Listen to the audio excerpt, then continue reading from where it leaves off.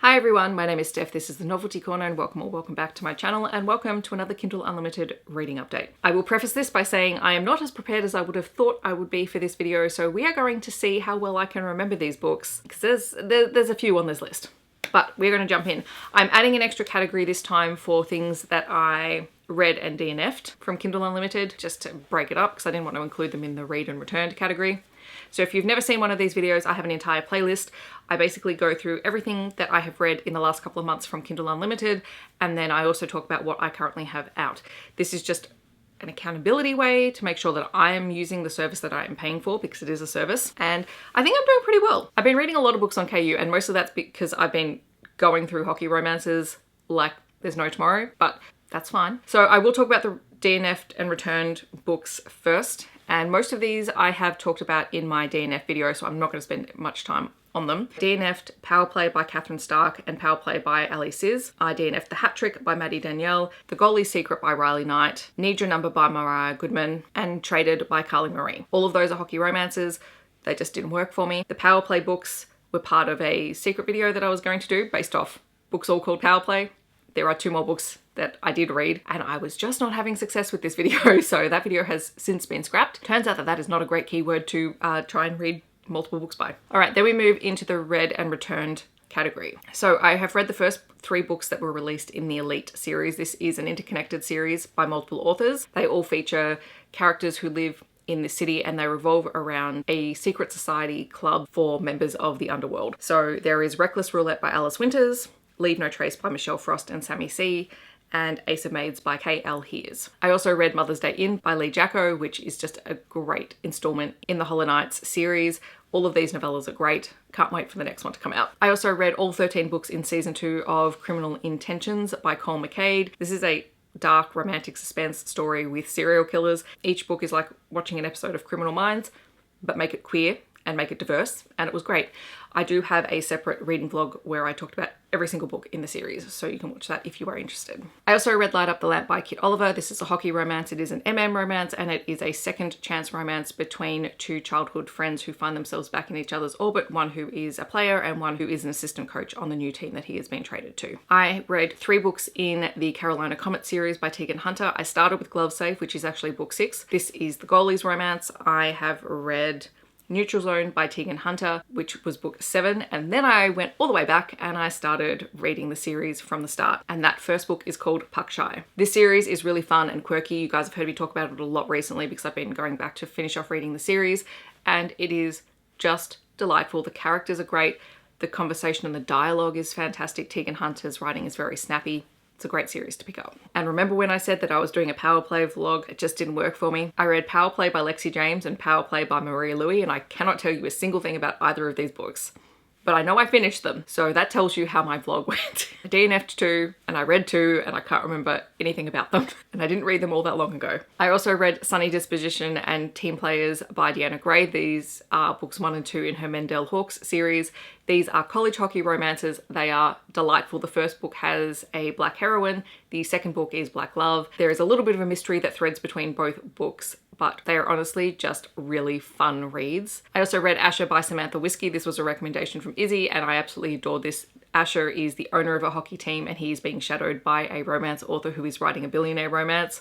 It's very steamy, it's very fun, and is hockey adjacent. There is For the Captain by Jenny Redford, which I'm struggling to remember the details of, but I know I have read it. It is a hockey romance. That's what I remember about it. There is Kiss and Don't Tell by Megan Quinn, which is the first book in, I think, a trilogy. I don't know if there's going to be more books. I haven't read further in the series yet. It is about a woman whose car breaks down and she finds herself knocking on the door of the holiday home of 5 hockey players in the middle of a storm, and they let her stay. And it's her relationship, I think, with the goalie. I think. Anyway, it's a fun and quick read. It's a rom-com, so if you enjoy those sorts of books, then you might enjoy this one. There is Lucky Pucker by Hilary Rose. I was about to say the rest of the books in this list are hockey books, but they're not. I read Foolish Puck Boy by Eden Finley and Saxon James. This is the 4th book in the Puck Boy series and is just utterly delightful. I'll go through the last 2 hockey romances and then circle back to the ones that are not hockey romance.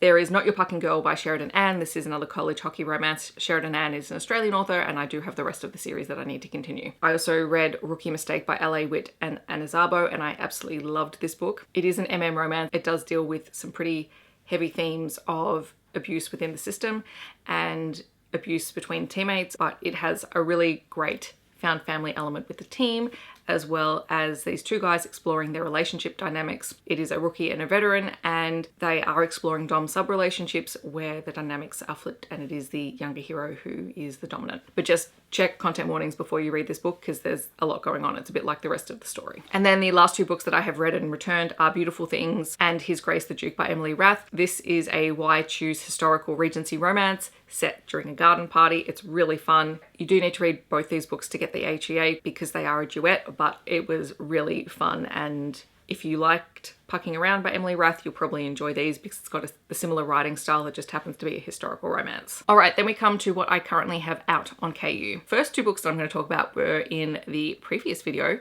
for this because I still have not read them, but I'm keeping them on there because I do want to read them at some point. I know if I take them off, I'm going to forget, so I'm leaving them. So there is The Cleaners by LL Frost, which is a paranormal-ish story. I have a feeling it might be Why Choose. I'm keeping it on here for when I just want to go back into paranormal. I haven't read a huge amount of paranormal yet this year, but I know that my time will come. And then I have Spec Ops by Craig Allenson, which I have to read. Bree's husband JT got me into this series. I still have not continued. This is book 2. It is staying there until I read it because I like torturing myself. There is also The Refiner by Christy Marie, which is the second book in this series, and I've mentally blanked on what the series is called.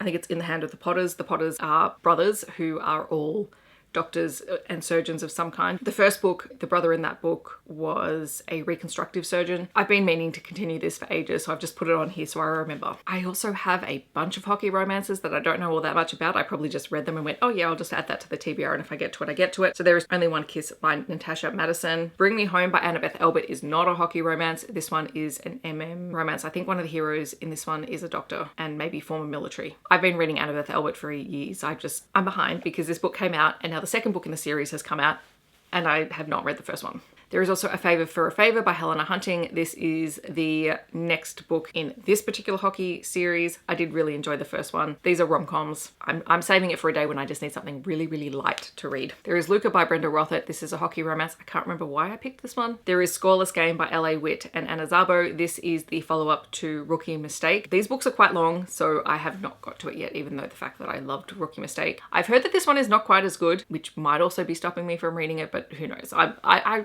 should know better than to just base my reading off other people's opinions because quite often I disagree with people. There is On the Line by Julia Connors. There is High Stick Heartthrob by London Casey. Double Pucked by Lauren Blakely.